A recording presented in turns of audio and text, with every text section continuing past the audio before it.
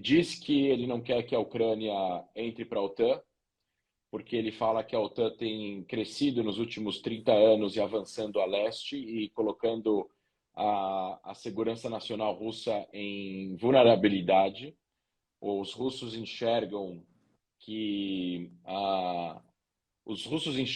ao fim da União Soviética, durante a União Soviética, eles tinham estados satélites que colocavam meio que uma zona tampão entre o Ocidente e eles. Então, existiam vários países que eram dominados pela União Soviética e eles estavam protegidos. Por que acontece? Essa região do leste europeu é uma região muito plana, sem montanha, e eles se sentem muito vulneráveis, porque a Rússia foi invadida várias vezes dessa região nos últimos 2 séculos, né? E sempre que houve invasão, teve milhares, milhões de mortos. Então, eles têm medo de que as forças ocidentais se estacionem muito próximo da fronteira com a Rússia e utilizem de terem armas ali para ganhar influência, envergadura e dissuasão. E na cabeça dele, ele fala, olha, eu não estou mandando armas para a fronteira do México com os Estados Unidos, e nem do Canadá com os Estados Unidos, mas vocês estão mandando armas para cá. Então, na cabeça dele, a Ucrânia é a última fronteira, não tem outra, não tem para onde ir. Depois da Ucrânia está a Rússia, e a Ucrânia é o maior país da Europa, se a gente considerar a Ucrânia Europa, a Europa Oriental, né? A Europa, o leste da Europa, e a gente está falando da maior fronteira, uma das maiores fronteiras que a Rússia tem com um país da Europa é com a Ucrânia. Então, se a Ucrânia entra para a OTAN, que é a aliança do Atlântico Norte, né, que é uma organização guarda-chuva de vários países que se autodefenderiam caso um deles fosse atacado por um não membro, né, por um inimigo externo, eles estariam chamando uma guerra total contra a Rússia. Então, eles não querem que a Ucrânia faça parte da OTAN. E a Ucrânia começa a falar que eles querem fazer parte da OTAN depois que a Rússia anexa a Crimeia.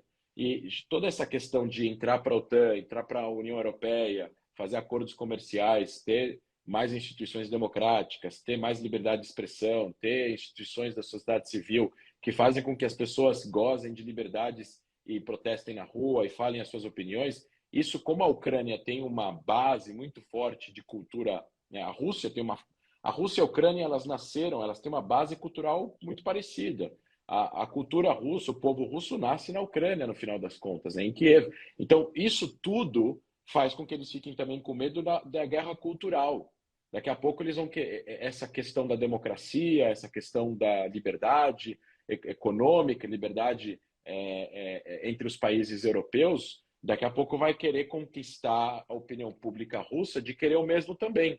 E aí seria o fim do que eles, o Putin e as pessoas que estão em volta dele, entendem que é a função e o objetivo existencial da Rússia, não como um país fraco europeu ou mais um país grande sem expressão, mas uma potência que vai manter os seus interesses contra os interesses do Ocidente liderados pelos Estados Unidos, nesse sentido, no sentido de influência econômica, no sentido de influência militar. E por isso que eles não querem armas da OTAN na fronteira com a Rússia. Então, no primeiro momento, eles tinham uma zona tampão, mas depois do fim da União Soviética, eles perderam todos esses estados satélites que se transformaram em países independentes, e esses países independentes tomam decisões independentes.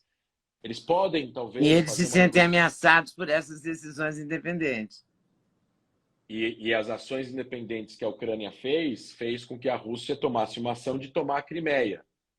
E essa ação de a Rússia tomar a Crimeia faz a Ucrânia ficar com medo de que eles vão tomar outra parte do país. Então, eles querem correr e fazer parte da OTAN para proteger o resto do país para não ser tomado pela Rússia. E aí vira uma bola de neve. Um tem medo do outro, no final das contas. Mas aqui, no final das contas, a Ucrânia ela é inocente nisso, né? Ela é inocente nisso. Poderia ter, eu falei isso hoje em algumas entrevistas, que a questão específica da OTAN e a parte de armas da OTAN em solo ucraniano é uma questão legítima para ser discutida numa mesa de negociação e escutar o lado russo nisso. Mas isso não justifica tudo o que eles fizeram nos últimos 10 anos e muito menos a invasão que eles fizeram hoje. Mas aí eles... Como não aconteceu nada praticamente com a Crimeia, eles acham que não vai acontecer com a Ucrânia, e daí ele vai se expandindo. Será que ele tem o sonho ou o objetivo prático de juntar tudo de novo, de fazer uma União Soviética? Eu acho que ele tem vontade de fazer uma União Russa, mas eu não acredito que soviética no fringir das palavras do sentido comunista, entendeu? Eu não acho que Uhum, ele teria, eu não acho que ele tem interesse de criar um sistema comunista de novo, porque isso faliu, não deu certo em nenhum lugar do mundo, uhum. lá não daria de novo, Mas ele quer daria um para país, uma potência gigante com aqueles países. A ele quer uma ideologia comunista não, mas o formato sim, né? o formato econômico não, mas todo o resto sim. Eu Uhum, acredito, minha opinião privada, de uma pessoa que entende que o sistema mundial não tem como fugir muito do sistema econômico que existe hoje em dia. E foi provado que não funciona. E ele não é uma pessoa que nasceu ontem. Então, se ele agora, ele vai o quê? Ele vai estatizar as empresas, ele vai tirar o uhum. turismo, ele vai acabar com a liberdade de emprego, o pouco de liberdade que existe lá dentro. Um russo hoje, ele é muito mais livre do que é um russo na década de 70.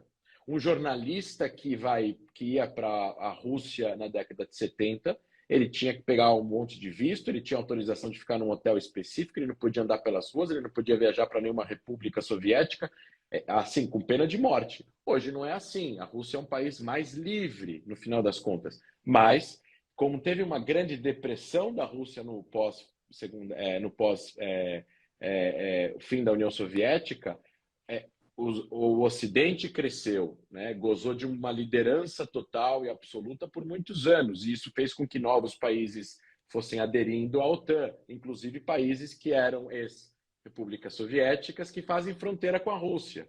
A Estônia, a Látvia, por exemplo, são países pequenos, mas fazem parte da OTAN. Então, agora, a Ucrânia é uma coisa muito maior, muito mais importante, cultural, politicamente e militarmente para ele.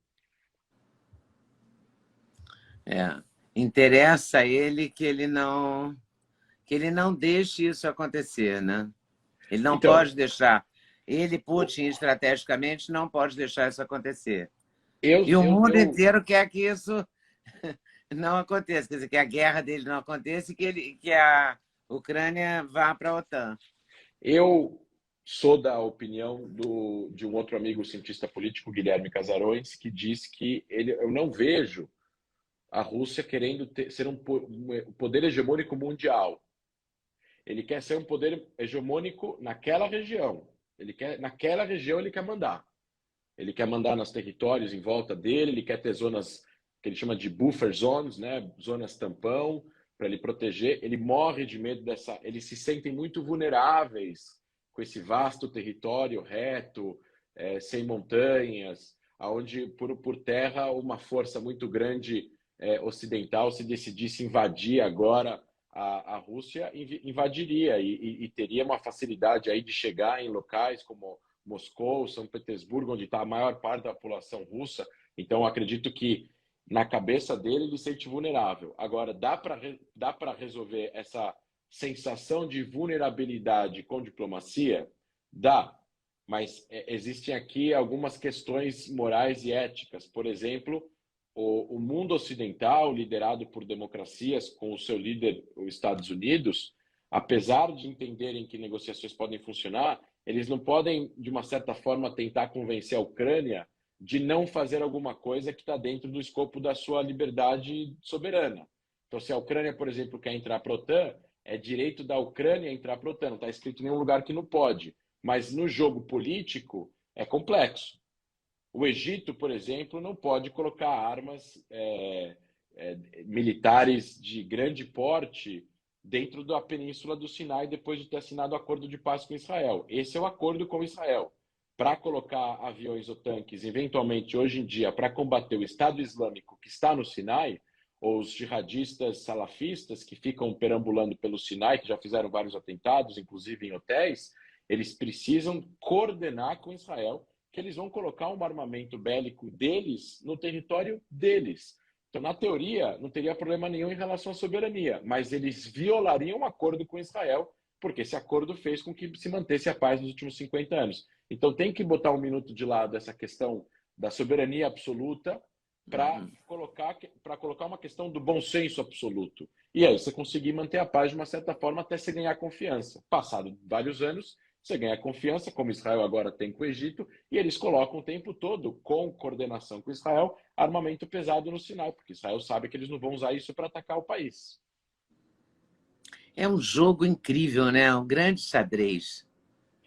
É um grande xadrez. Gostou do corte que você acabou de ver? Vale a pena conferir com certeza, né? Então vai conferir muitos outros cortes no canal de cortes Leda Nagli. É claro que a entrevista completa você vai conferir no YouTube Leda Nagli, canal Leda Nagli do YouTube, você não pode perder de jeito nenhum. Valeu, tô te esperando, hein? Vem nessa!